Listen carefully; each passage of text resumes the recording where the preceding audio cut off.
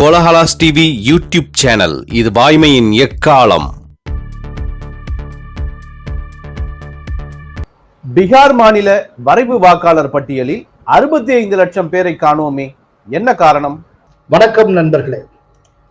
அதாவது பீகாரில் மேற்கொள்ளப்பட்ட சிறப்பு தீவிர திருத்தம் நிறைவு பெற்று நேற்றைக்கு வெள்ளிக்கிழமை தேர்தல் ஆணையம் வரைவு வாக்காளர் பட்டியலை வெளியிட்டது. இப்போ அந்த பட்டியல் மூலமா நமக்கு தெரிய வந்திருக்கக்கூடிய தகவல்கள் என்ன அப்படின்னா, இறந்து போன 22 லட்சம் பேரின் பெயர்கள் வாக்காளர் பட்டியலில் இடம்பெற்றிருந்தது கண்டறியப்பட்டிருக்கிறது. அப்படின்னா அது 22 லட்சம் பேருடைய பெயர்கள் நீக்கப்பட்டுள்ளன. அதே போல 7 லட்சம் வாக்காளர்கள் ஒன்றுக்கும் மேற்பட்ட இடங்களில் பதிவு செய்திருந்தது கண்டுபிடிக்கப்பட்டிருக்கிறது. இப்போ அது ஆக்சுவலா அவங்க இப்ப எங்க இருக்காங்களோ அதுல மட்டும் ரீடைன் பண்ணிருப்பாங்க. எக்ஸஸ் அவங்க 2-3 இடத்துல பதிவு செஞ்சிருப்பாங்களே, அது ஃபுல்லா நீக்கப்பட்டிருக்கும். அது அந்த மாதிரி பதிவு செய்யப்பட்டு 7 லட்சம். ஸோ அந்த 7 லட்சம் வாக்காளர்கள் பெயர்கள் அந்த பட்டியலிலிருந்து நீக்கப்பட்டு இருக்கிறது. இது தவிர்த்து 36 லட்சம் பேர் பீகாரிலிருந்து நிரந்தரமாக வெளி மாநிலங்களுக்கு புலம்பெயர்ந்துள்ளது தெரிய வந்திருக்கிறது. இப்போ அவங்க பீகார்லயே இல்லை, அப்படி 36 லட்சம் பேர். இப்போ அவர்களுடைய பெயர்களும் நீக்கப்பட்டு இருக்கும். சோ இது எல்லாம் சேர்ந்தால் டோட்டலா 65 லட்சம் பேர் வருகிறது.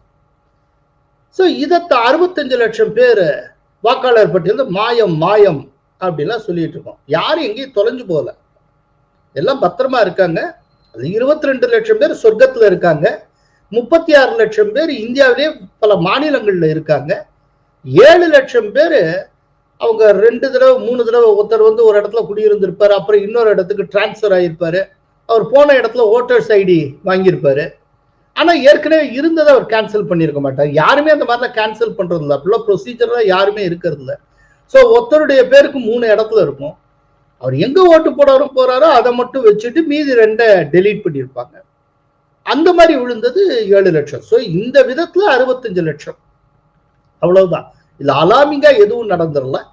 நீங்க நகர்கள்னு பாத்தீங்கன்னா பாட்னால மட்டும் 3.95 லட்சம் பேரும், மதுபானியில 3.52 லட்சம் பேரும், கிழக்கு சம்பரனில் 3.16 லட்சம் பேரும், கோபால்கஞ்சில் 3.1 லட்சம் பேரும் வாக்காளர் பட்டியலிருந்து நீக்கப்பட்டு இருக்கின்றது. இதெல்லாம் நடந்திருக்கிறது. இதுல இப்ப ரொம்ப கவலைப்படக்கூடியவர்கள் அப்படின்னா அரசியல்வாதிகள் ரொம்ப கவலைப்படுகிறார்கள். இப்ப இந்த நடந்துட்டு இருக்க இந்த ப்ராசஸ் சம்பந்தமா லட்சோப லட்சம்லாம் இல்ல, கோடானு கோடி. ஏன்னா இப்ப மொத்தம் 7 கோடி சொச்சம் பேருடைய லிஸ்ட்ல வெளியிட்டு இருக்காங்க. இந்த 7 கோடி சொச்சம் வாக்காளர்கள்ட்டேந்து ஒரு கண்டனம் ஒரு விமர்சனம் இல்லை. அவங்க சின்சியரா தேவையானதை கரெக்டா ஃபில்அப் பண்ணி விண்ணப்ப படிவத்தை பூர்த்தி செய்து தேர்தல் ஆணையத்திடம் தந்திருக்கிறார்கள். ஓட்டு போட போறவனுக்கு எந்த கிரீவன்ஸும் இல்லை. அவன் தேர்தல் ஆணையம் என்ன சொல்லுகிறதோ அதை ஏற்றுக்கொண்டிருக்கிறான். அவன் தேர்தல் ஆணையம் செய்யக்கூடிய பணிக்கு அவன் உடன்பட்டு அந்த ஃபார்ம் எல்லாம் ஃபில்அப் பண்ணி கொடுத்துருக்கான். அவனுக்கு எந்த கிரீவன்ஸும் இல்லை. சரி, இதை எதிர்த்து உச்ச நீதிமன்றம் போனாங்க. உச்ச நீதிமன்றத்துக்கு எந்த கிரீவன்ஸும் இல்லை. இந்த சிறப்பு தீவிர திருத்தத்தை மேற்கொள்ளலாம் அப்படின்னு அவங்க சொல்லிட்டாங்க. இப்போ இந்த வரைவு பட்டியல் வர இருந்த நிலையில அதுக்கு தடை விதிக்கணும்னாக்க தடை விதிக்க முடியாதுன்னு உச்ச நீதிமன்றம் கூறியது. இப்போ உச்ச நீதிமன்றத்துக்கும் பிரச்சனை இல்லை, வாக்காளர்களுக்கும் எந்த பிரச்சனையும் இல்லை.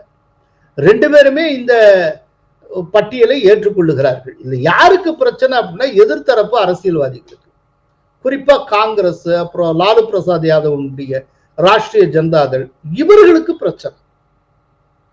இவர்களுக்கு எதனால பிரச்சனை அப்படின்னா இவர்களுடைய பாரம்பரிய ஓட்டு வங்கி ஷ்ரிங்க் ஆயிரும், சுருங்கி விடுமோ அப்படிங்கிற பயத்தினால இவர்களுக்கு பிரச்சனை வருகிறது.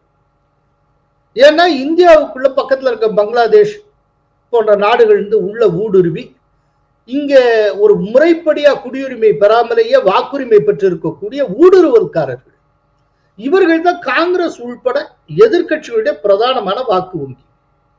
அவன் இந்தியனே கிடையாது, ஆனா இந்திய தேர்தலில் பங்கெடுத்துட்டு இருப்பான், அவன் ஓட்டு போட்டுக்கிட்டு இருப்பான். ஒண்ணு நல்ல நினைவுல வச்சுக்கணும், இந்திய தேர்தலில் இந்தியர்கள் தான் ஓட்டு போடணும். சிறப்பு தீவிர திருத்தத்துக்கு தமிழகத்தில் எதிர்ப்பு கிளம்பி இருக்கிறதே, ஏன்?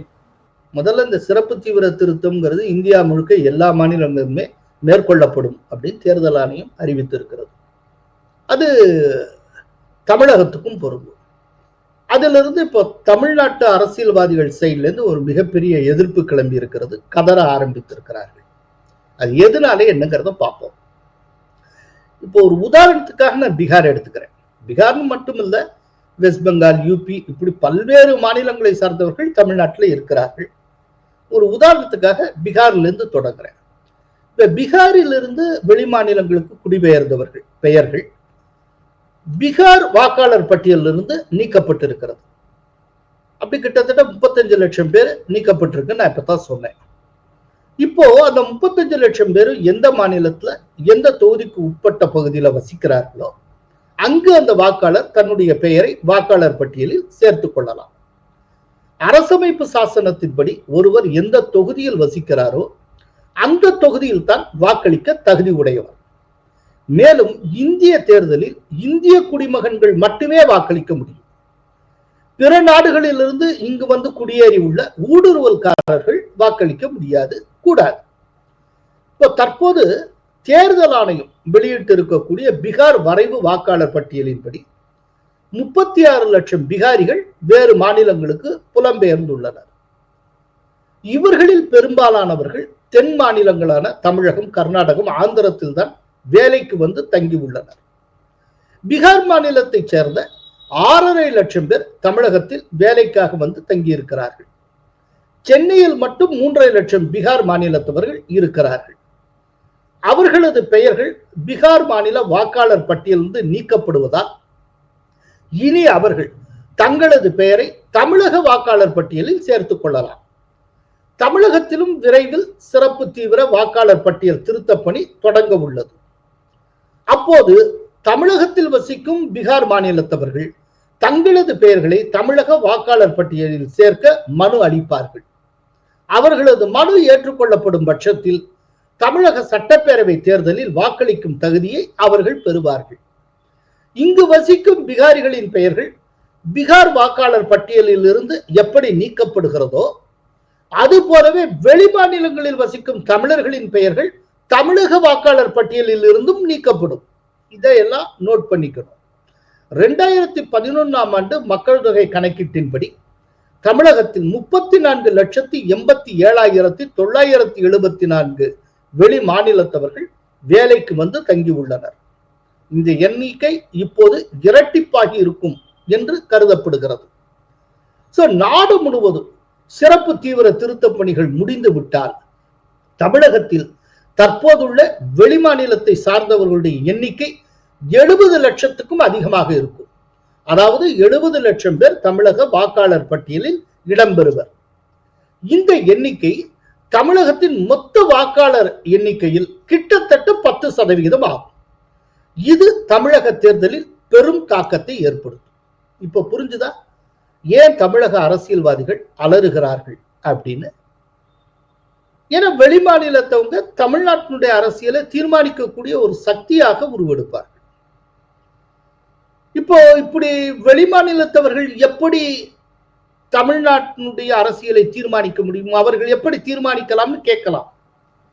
ஒரு கோணத்துல பார்த்தால் சரியான கேள்வி மாதிரி படும். இப்போ மகாராஷ்டிரத்துல தமிழர்கள் தீர்மானிக்கிற சக்தியாக உயர்ந்திருக்கிறார்கள். மும்பையில மட்டுமே ஒரு 25 லட்சம் பேர் தமிழர்கள் மிகப்பெரிய ஒர்க்கிங் போர்ஸா இருக்காங்க. தமிழராக இருக்கிற தமிழ்ச்செல்வன் என்கிறவர் மும்பையில எம்எல்ஏவாக இருக்கிறார், பிஜேபியுடைய எம்எல்ஏ. ஒரு சாதாரண வேலைக்கு போய் அங்கேயே இருந்து வளர்ந்து கடைசியில் அரசியலில் ஈடுபட்டு இன்னைக்கு அவர் 3வது முறையாக எம்எல்ஏ ஆக்கப்பட்டிருக்கார். அவர் பெயரே தமிழ்ச்செல்வன். அவர் தமிழர் என்று தெரிந்தே மராட்டிகள் அவரை தேர்ந்தெடுத்திருக்கிறார்கள். பிஜேபி அவருக்கு வாய்ப்பு வழங்கி இருக்கிறது. அதே போல டெல்லியில லட்சம் தமிழர்கள் இருக்கிறார்கள். அங்கேயே இருந்து காலங்காலமா இருந்து அங்கேயே வாக்களிச்சுட்டு இருக்காங்க. அவங்க டெல்லியினுடைய தலைவிதியை தீர்மானித்துக் கொண்டிருக்கிறார்கள். பொதுவா ஒரு இடத்துக்கு ஒர்க்கிங் போர்ஸ் அப்படின்னு போயிட்டாலே அந்த ஒர்க்கிங் போர்ஸ் தன்னையும் அறியாமல் இந்த மாநிலத்தினுடைய பொருளாதார வளர்ச்சிக்கு பங்களிப்பு செய்கிறது. அவங்க அங்கேயே செட்டில் ஆறாங்க. அப்படின்னா அங்கேயே வாக்காளர்களாகவும் வரத்தான் செய்வார்கள். அவர்களால் ஏற்பட்டிருக்கக்கூடிய பொருளாதார வளர்ச்சி வேணும், பொருளாதார மேம்பாடு வேணும். ஆனால் அவர்கள் வாக்காளர்களாக மட்டும் இருக்கக்கூடாதுன்னா அது எப்படி நியாயம்? இன்னொன்னு, இவ்வளவு பேரு இங்க இருந்த வேலைக்கு வந்துட்டாங்கன்னா வேலை கொடுக்கறது யாரு? இங்க இருக்க தமிழ் முதலாளிகள் தானே. அவங்க வேலைக்கு வச்சுக்கிறாங்க. ஏன்னா சீப் லேபர், குரலை வசதி பேச மாட்டான், சட்டம் பேச மாட்டான், கரெக்டா எண்ணி அப்படியே டைம் பார்த்து 8 மணி நேரம் ஆனதும் துண்டை போட்டு வெளியில கிளம்ப மாட்டான், மணிக்கணக்கா வேலையை பார்ப்பான். கன்ஸ்ட்ரக்ஷன் சைட்ல அவனே கட்டுமான பணிகளை மேற்கொள்வான். கட்டுமானம் இல்லாத டைத்துல வாட்ச்மேன் வேலையும் அவன் பார்ப்பான். அவன் அங்கேயே தங்கி இருப்பான். ஸோ கட்டடத்துக்கும் பாதுகாப்பு, வேலைக்கும் ஆச்சு. இப்படி எல்லா பையனும் இருக்க கண்டதான தமிழ் முதலாளிகள் அவங்களை கொண்டு வந்து வேலைக்கு வச்சாங்க. வேலை தேடி இந்தியா முழுக்க எல்லாருமே போகிறப்ப இங்க இருக்கிறவங்க வேலை தேடி ஃபாரினுக்கு போறாங்க. எல்லாம் இதெல்லாம் நம்முடைய உரிமை. வேலை தேடி வர்றா. ஆனா வேலை கொடுத்தது யாரு? தமிழ் முதலாளிகள் தானே. என்ன காரணம்? அந்த வேலையை செய்யறதுக்கான ஒர்க்கிங் ஃபோர்ஸ் இன்னைக்கு தமிழ்நாட்டில் இல்ல. நேற்றுக்கு வரைக்கும் கண்ணுக்கு முன்னால பார்த்துட்டு இருந்தோம். பல்வேறு வேலைகளை தமிழர்களே செய்து கொண்டிருந்தார்கள். இன்னைக்கு ஆள் இல்ல. இன்னைக்கு வயக்காட்டுல வேலை செய்யறதுக்கு, இறங்கி வேலை செய்யறதுக்கு தமிழர்கள் குறைந்து விட்டார்கள். இல்ல, நான் ரீசெண்டா ஒரு செய்தி படிச்சேன். தமிழ்நாட்டினுடைய காவிரி டெல்டா மாவட்டம், தமிழகத்தின் நெற்களஞ்சியம் என்று சொல்லப்படுகிற தஞ்சை மாவட்டத்துல ஒரத்தநாடு பகுதியில பாச்சூர்ங்கிற கிராமத்துல மேற்கு வங்கத்தை சார்ந்தவர்கள் நடவு வேலை பார்த்துக்கிட்டு இருக்கான். என்ன காரணம்? ஏன்னா பாச்சூர் கிராமத்துக்கு என்ன நேர்ந்து விட்டு இருக்கா மேற்கு வங்கக்காரங்களுக்கு வேலை கொடுக்கணும்னு. ஏன்னா அந்த வேலையை செய்யறதுக்கு அந்த ஊர்ல ஆள் கிடைக்கல. இப்ப எங்கிருந்தோ வந்த வெளிமாநிலத்தவர்களை வச்சுட்டு வேலை வாங்க வேண்டி இருக்கு. அப்போ அவன் அங்கேயே இருப்பான், அங்கேயே வேலை பார்ப்பான், அப்படியே செட்டில் ஆவான்.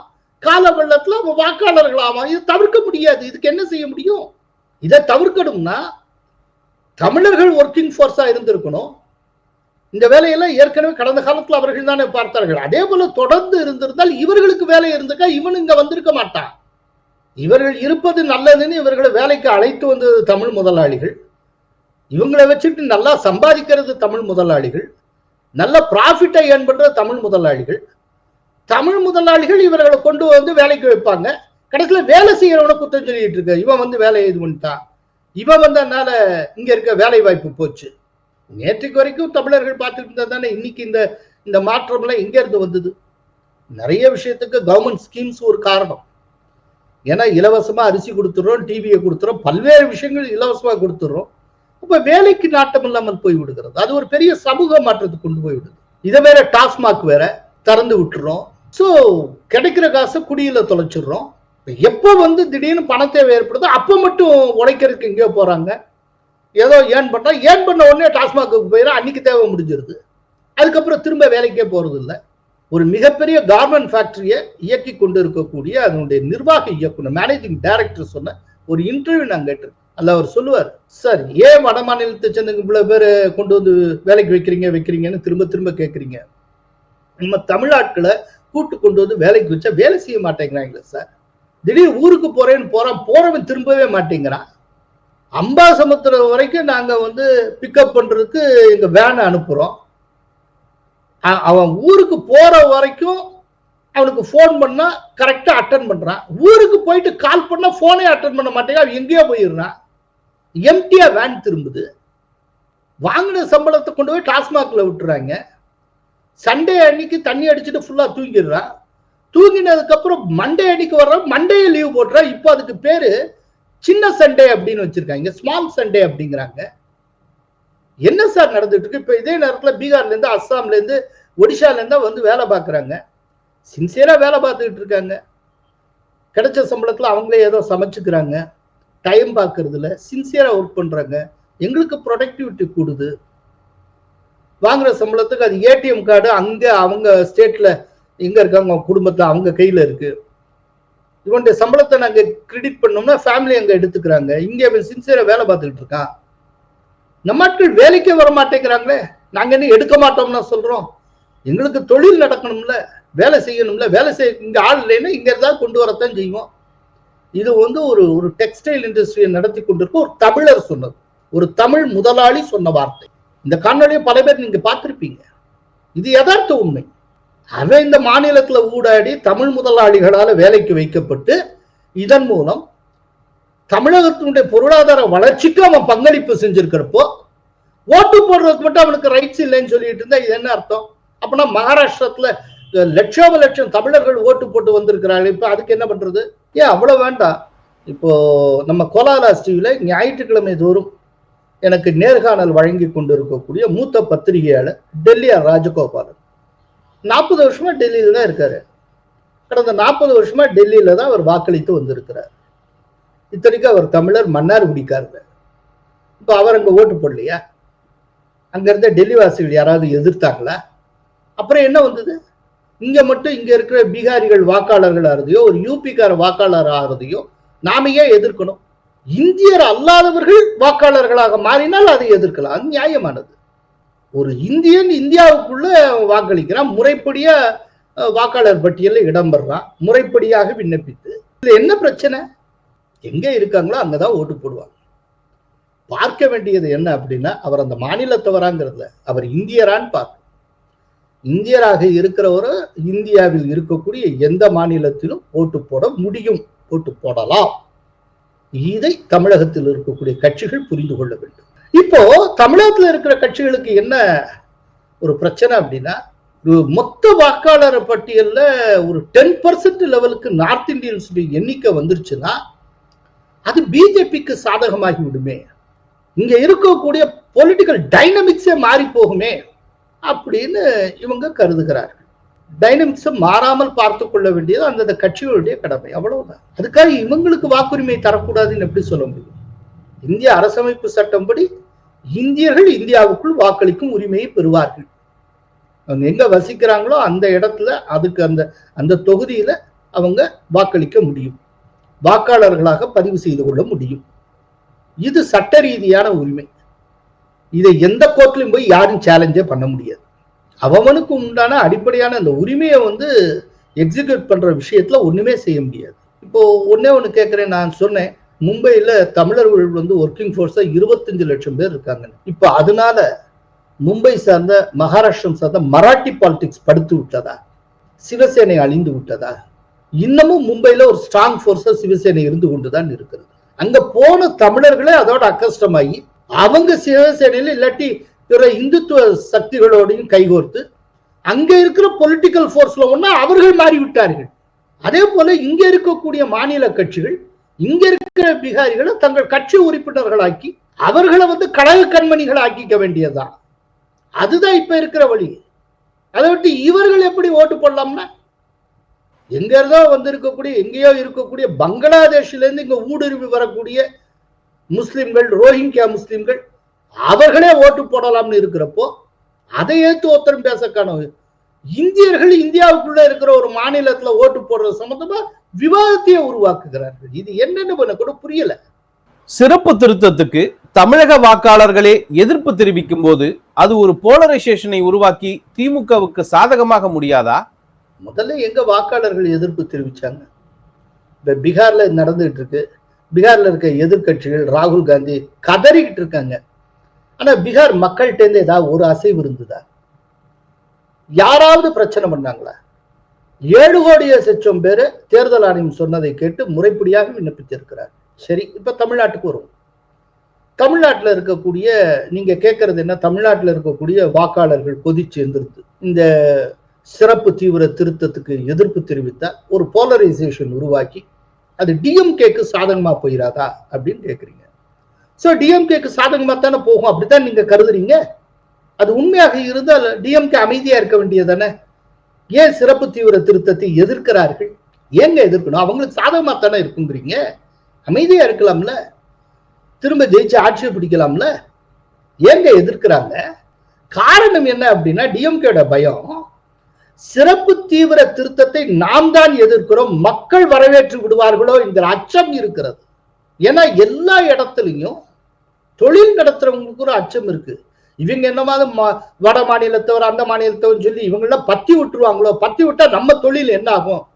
இன்னைக்கு தான் பிளரிஷிங்கா வந்துட்டு இருக்கு. சீப்பான லேபரை வச்சு நிறைய சம்பாதிச்சுட்டு இருக்கோம். சட்டம் பேசாம வேலை பார்த்துட்டு இருக்கா, நிறைய சம்பாதிக்கிறோம். இதை இவங்க கெடுத்துருவாங்களோன்னு இங்க இருக்கக்கூடிய தமிழ்நாட்டில் இருக்கக்கூடிய பெரிய சிறிய குறு நடுத்தர முதலாளிகள் அத்தனை பேருக்குமே ஒரு பயம் இருக்கு. தமிழக மக்களுக்கு இங்க இருக்கக்கூடிய பிகாரிகள் மேலேயோ மற்றவர்கள் மேலேயோ எந்த வெறுப்பும் இல்லை. ஏன்னா அவங்களுடைய வேலையைத்தானே இவன் பார்த்துக்கிட்டு இருக்கா. இப்ப டிஎம்கேக்கு இருக்கிற பயம் என்னன்னா, இதை மக்கள் வரவேற்று விடுவார்களோ அப்படின்னு. அதற்கு எது அடிப்படையின பீகார். பீகார்ல பொதுமக்கள் தரப்புல இருந்து ஒரு எதிர்ப்பும் இல்லை. அதுபோல தமிழ்நாடு அமைதியாக இருந்து விடுமோ அப்படிங்கிற பயம், அச்சம் திமுகவுக்கு உள்ளது. வாக்காளர் பட்டியலிருந்து பிற நாட்டவர்களை நீக்கம் செய்வதற்காக பீகாரில் திருத்தம் நடைபெற்றுக் கொண்டிருக்கிறது. ஆனால் தமிழகத்தில் நடைபெறுவதற்கான நோக்கம் வேறல்லவா? அதாவது தமிழ்நாடா இருந்தாலும் சரி, பீகாரா இருந்தாலும் சரி, யூபியா இருந்தாலும் சரி, இந்தியாவுடைய எந்த மாநிலமா இருந்தாலும் சரி, அதனுடைய பெயர் சிறப்பு தீவிர திருத்தம். இவ்வளவுதான். இந்த சிறப்பு தீவிர திருத்தத்துக்கான நடைமுறைகள் ஒரே விதமான நடைமுறை தான். நீங்க இத்தனாவது ஆண்டுக்கு பிறகு இந்த மாதிரி நீங்க குடியிருந்தீங்கன்னா உங்களுடைய பிறப்பு சான்றிதழ் உட்பட சில சான்றிதழ்கள் அது ஏதோ சொல்லுவாங்க, அதை திரும்ப விண்ணப்பிக்கணும்னு சொல்ல போறாங்க. அவ்வளவுதான். அப்படி விண்ணப்பிக்கிறப்போ எல்லாருமே விண்ணப்பிப்பார்கள். இங்கேயே இருக்கக்கூடிய பிற மாநிலத்தவர்களும் விண்ணப்பிப்பார்கள். சோ இங்கு இருக்கக்கூடிய இந்தியர் அல்லாதவர்கள் களை எடுக்கப்படுவார்கள். அதே நேரத்துல விண்ணப்பிப்பவர்கள் தகுதி உடையவர்கள் வாக்காளர்களாகவும் ஆவார்கள். இதுதான் நடக்க போகுது. இப்ப தகுதியுடைய வாக்காளர்கள் அப்படிங்கிறதுல பிற மாநிலத்தை சார்ந்த ஒர்க்கர்ஸ் இடம்பெற்று விடுவார்களோங்கிற அச்சம் இருக்கிறது. இந்த சிறப்பு தீவிர திருத்தத்தினுடைய நோக்கம் எதுவாக இருந்தாலும் சரி, நடைமுறை ஒன்றுதான். இந்த நடைமுறை பீகார்ல வெளிநாட்டை சார்ந்தவர்களை களையெடுப்பதற்கு பயன்படுகிறது. அதே போல தமிழ்நாட்டிலும் வெளிநாட்டை சார்ந்தவர்கள், குறிப்பா வங்கதேசத்தில் கொஞ்சம் பேர் இருக்காங்க, கொங்கு மண்டலத்துல இருக்காங்க, அதை நீக்குவதற்கு பயன்படும். அதே போல தமிழ்நாட்டிலேயே பல இடங்கள்ல ஓட்டு போட்டு அந்த ஐடியோட இருப்பாங்க. ஒருத்தட்ட 3 ஐடியெல்லாம் இருக்கும். இனிமே அவங்க ஏதேனும் ஒரு இடத்துல இப்ப எங்க இருக்காங்களோ அதான் போட முடியும். மீதி ஐடிஸ காலி பண்ணிடுவாங்க. அதெல்லாம் நடக்கும். அப்போ அந்த எண்ணிக்கை குறைஞ்சது காட்டுவாங்க. இங்க இருக்கிறவங்க என்ன செய்வாங்க, இவ்வளவு லட்சம் பேர் காணாமல் போய்விட்டார், மாயம் மாயம்னு இவங்க சொல்லிக்கிட்டே இருப்பாங்க. இப்ப நானே மதுரையில ஓட்டு போட்டிருக்கேன், மதுரை மத்திய தொகுதியில ஓட்டு போட்டிருக்கேன், மதுரை கிழக்குல நான் ஓட்டு போட்டிருக்கேன், சமயநல்லூர் தொகுதியில ஓட்டு போட்டிருக்கேன், அதுக்கப்புறம் இதுல தென் சென்னையில நான் ஓட்டு போட்டிருக்கேன். இவ்வளவு இருக்கு. நான் ஒவ்வொன்றையும் சரண்டர் பண்ணிட்டு ஒவ்வொன்றும் ஃப்ரெஷ்ஷா நான் வாங்கினேன். அது ப்ரொசீஜர்லாம் நான் பண்ணியிருக்கேன். எல்லாருக்கும் அந்த ப்ரொசீஜர் தெரியாது. சில பேர் ஒரு இடத்த விட்டு வரப்போ அப்படியே விட்டுருவாங்க. ஆனா இந்த ஓட்டர்ஸ் ஐடியை சரண்டர் பண்ண மாட்டாங்க. புதுசா இங்க வாங்கிட்டு பண்ணிட்டு ஒருத்தர் கையில பாத்தீங்கன்னா 3 இதெல்லாம் இருக்கும். இப்போ அதுல ஏதேனும் ஒண்ணுதான் வச்சுக்க முடியும். அப்போ அது குறையும். அங்க இருக்கிற மாதிரியே பீகார்ல இருக்க மாதிரி இங்க பண்ணுவாங்க. இங்கேயும் இந்த லிஸ்ட்ல இறந்தவர்கள் பெயர்கள் எவ்வளவு பேர் இருக்கு, ஆயிரக்கணக்கில் லட்சக்கணக்கில் இருக்கு, அவங்க பேர் நீக்கப்படும். அப்போ அது குறைஞ்சதா காட்டும். ஐயோ குறைந்து விட்டதே அப்படின்னு இங்க இருக்கிறவங்க அடிச்சுப்பாங்க. என்ன காரணம்? ஏன்னா யாரோ ஒருத்தருக்கு செத்து போயிருப்பாங்க. செத்து போனவங்க பேருக்கு நீங்க கள்ள ஓட்டு போடுவீங்க, போட முடியாது. இனிமே அந்த வருத்தமா இருக்கலாம். அதே போல இந்த தொகுதியில காலங்காலமாக இருந்து வருகிறவர்கள், தகுதி உள்ளவர்கள் உள்ள வரலாம். அப்படி தகுதி உள்ளவர்களாக ஒரு பீகாரியோ மேற்கு வங்கத்தை சார்ந்தவர்களோ இல்லாட்டி யூபி காரங்களோ இருந்தால் தடுக்க முடியாது. உங்களுடைய தொழில் வளர்ச்சிக்கு அவன் பயன்படுறப்போ அவன் வாக்காளர்களாக ஆகக்கூடாதுன்னு மட்டும் நீங்க எப்படி சொல்ல முடியும்? அவனை யூஸ் பண்றீங்கல்ல குறைஞ்ச சம்பளத்துக்கு.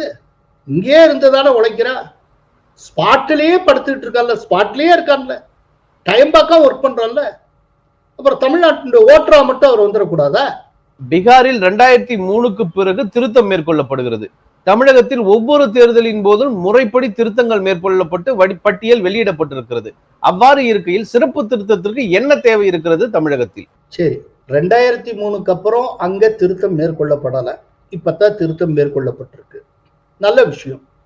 2003ல இருந்து திருத்தம் மேற்கொள்ளப்படல, அதனால எந்த காலமுமே திருத்தம் மேற்கொள்ளப்படக்கூடாது அப்படின்னு யாரும் சொல்ல முடியாது. முன்னாலே செய்திருக்க வேண்டியது இப்ப செய்யறாங்க. சரி, இப்ப நீங்க என்ன சொல்றீங்க, தமிழ்நாட்டுல அவ்வப்போது கரெக்டா தேர்தலுக்கு முன்னால வாக்காளர்கள் பட்டியல நீக்க வேண்டியது நீக்கி, சேர்க்க வேண்டியது சேர்க்கு ஒரு புதிய வரைவு வாக்காளர் பட்டியல் வெளியிடப்பட்டு தான் வருகிறது. இது கரெக்டா ப்ரொசீஜர்ல இங்க நடந்துட்டு தானே இருக்கு. அப்படிங்கிறப்போ இப்ப மட்டும் என்ன சிறப்பு தீவிர திருத்தம் வேண்டி இருக்கு அப்படிங்கிறீங்க? நான் கேட்கிறேன், ப்ரொசீஜர்ல எல்லாமே நடந்துட்டு தானே இருக்கு, ஒரு பிரச்சனையும் உங்களுக்கு இல்லை. அப்படிங்கிறப்போ சிறப்பு தீவிர திருத்தம் வந்துட்டா மட்டும் உங்களுக்கு என்ன பிரச்சனை வந்துடும்? ஏன் பயப்படுறீங்க? சார், நீங்க தான் ப்ரொசீஜர்லாம் ஒழுங்கா பண்ணிருக்கீங்க, எந்த பிரச்சனையும் இல்லையே. அப்படின்னா இது வந்தாலும் ஒரு பிரச்சனையும் இருக்க போறது இல்லையே, இதுக்கே அலறணும். இப்ப என்ன ஆயிடுச்சு, மடியில கனம் இருந்தா தானங்க வழியில பயம்.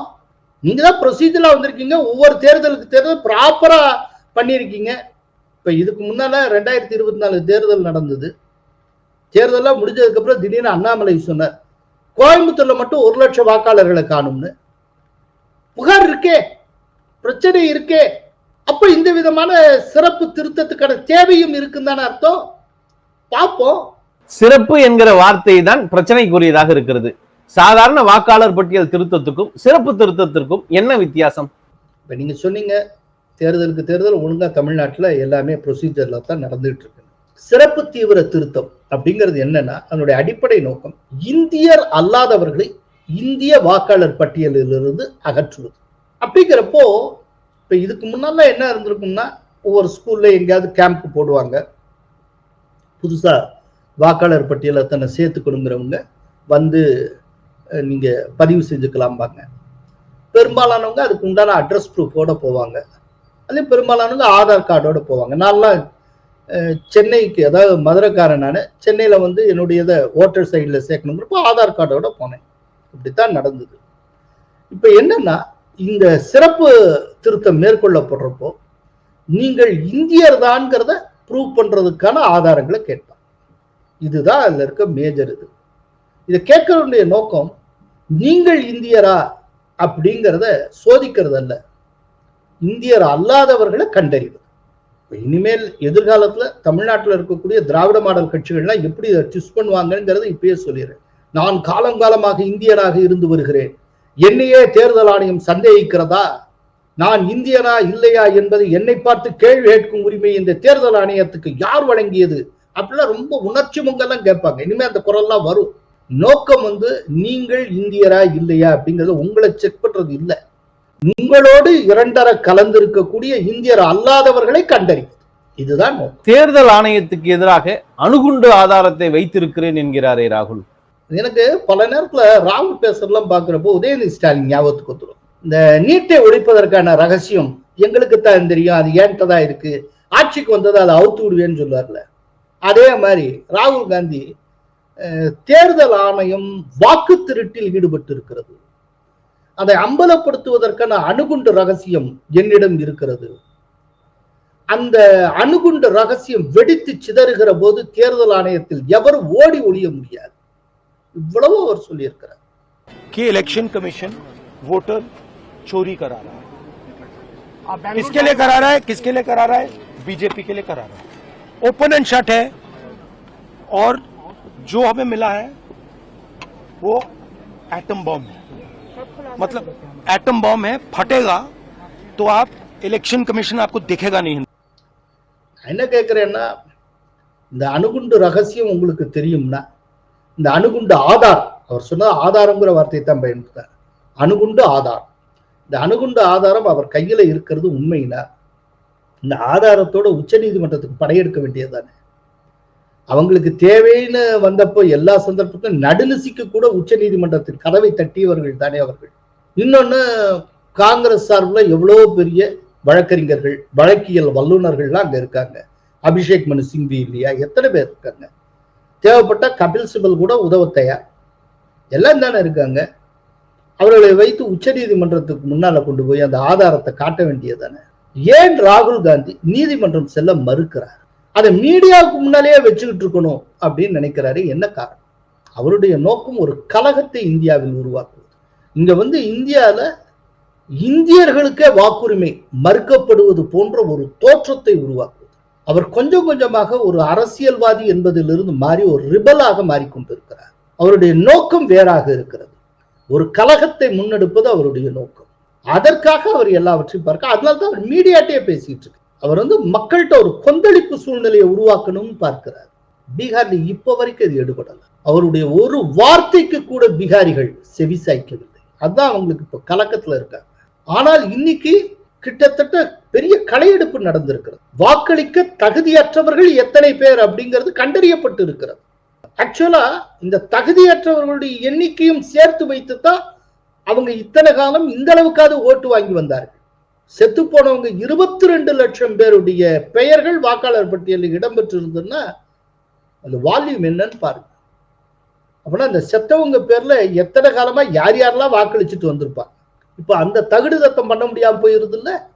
சோ நீங்கள் தப்பான வழியில வாக்களிப்பதற்கான எல்லா வழிகளையும் எல்லா ஜன்னல்களையும் தேர்தல் ஆணையம் சாத்திக் கொண்டே வருகிறது. இதை தப்பான வழியில் மட்டுமே தொடர்ந்து ஆதாயம் பெற்று அரசியல்வாதிகளால் தாங்கிக் கொள்ள முடியும். அதனால கொதிக்கிறாங்க, கொந்தளிக்கிறாங்க, கதறாங்க கடந்து. இப்போ ராகுல் காந்தி அணுகுண்டு ஆதாரம் இருக்குன்னு சொன்னதுக்கு தேர்தல் ஆணையம் பதில் சொல்லி இருக்கிறது. இதுக்கு முன்னாலேருந்தே தொடர்ந்து ராகுல் காந்தி இது போலவே ஒரு அபத்தமான குற்றச்சாட்டுகளை பதிவு செய்து கொண்டே வருகிறார். அவருக்கு நாங்க இமெயில்ல தகவல் அனுப்பிச்சிருக்கோம், நீங்க எப்போது வேண்டுமானாலும் எங்களிடம் விவாதிக்கலாம். ஆனால் இதுவரைக்கும் அவர் நேர்ல விவாதிக்கல. அது சம்பந்தமா அவற்றிலிருந்து எந்த பதிலும் வரல. ஆனால் மீடியாக்களிடம் தொடர்ந்து ஏதோ தவறாகவே பேசிக் கொண்டிருக்கிறார்.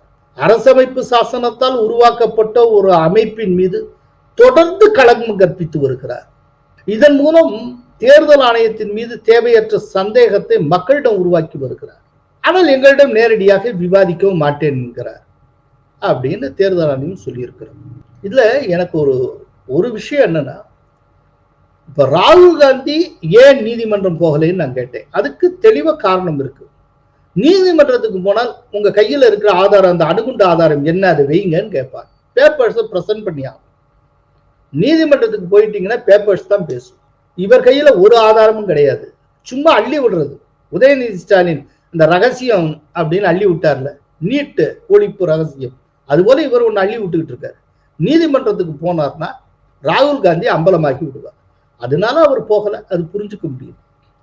ஆனா தொடர்ந்து அரசமைப்பு சாசனத்தால் உருவாக்கப்பட்ட ஒரு அமைப்பை, தேர்தல் ஆணையங்கிற அமைப்பை இந்த அளவுக்கு ராகுல் காந்தி எல்லை மீறி ரெடிக்யூல் பண்ணிட்டு இருக்காரு. ராகுல் காந்தி மேல ஏன் தேர்தல் ஆணையம் புகார் கொடுக்க கூடாது? ராகுல் காந்திக்கு எதிராக தேர்தல் ஆணையம் ஏன் வழக்கு தொடுக்க மறுக்கிறது? தேர்தல் ஆணையமே உச்ச நீதிமன்றத்தை கொண்டு போகலாமே இந்த விஷயத்தை, அவர் மேல வழக்கு தொடுக்கலாம்ல. ஏன் தேர்தல் ஆணையம் செய்ய மாட்டேங்கிறது? இந்த அளவுக்கு ரப்சர் பண்ணி கொண்டு இருக்கிறார் ராகுல் காந்தி. அவர் மேல சட்ட ரீதியான நடவடிக்கை எதுவுமே எடுக்கப்படுவதில்லை. மத்திய அரசுக்கும் ஒரு தயக்கம் இருக்கு, தேர்தல் ஆணையத்துக்கும் ஒரு தயக்கம் இருக்கு. இதுக்கு என்ன காரணம்? இல்ல ஒருவேளை அவர் மேல நடவடிக்கை எடுத்துட்டால் அதனால அனுதாபாலை வீசிரும், அதனால இந்த எலெக்ஷன் ஃபார்ச்சூனே மாறி போகும் அப்படின்னு மத்திய அரசு கருதுகிறதா? அது கூட மத்திய அரசு கருதலாம், ஏன்னா அது அரசியல்வாதிகளால் இயக்கப்படுவது. தேர்தல் ஆணையத்துக்கு என்ன வந்தது? ராகுல் காந்தி மீது சட்டபூர்வமான நடவடிக்கை எடுப்பதற்கு தேர்தல் ஆணையம் ஏன் தயங்க வேண்டும்? இல்ல $1,000,000 கொஸ்டின். அதனால ராகுல் காந்தி எல்லை மீறி போகிறார். சட்ட ரீதியாக அவருக்கு கடிவாளம் இடப்பட வேண்டும், இல்லைன்னா நிறைய விஷயங்கள் விபரீதமாக மாறும். இதை ஒரு எச்சரிக்கையாகவே சொல்ல விரும்புகிறேன். நன்றி, வணக்கம். கோலஹலாஸ் டிவி யூடியூப் சேனல், இது வாய்மையின் எக்காலம்.